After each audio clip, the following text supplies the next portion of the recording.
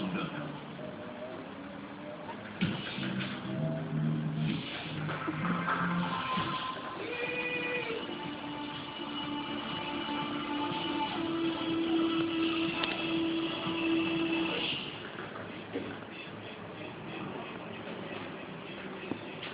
Welcome to the 2008 Formula One Grand Prix of Malaysia.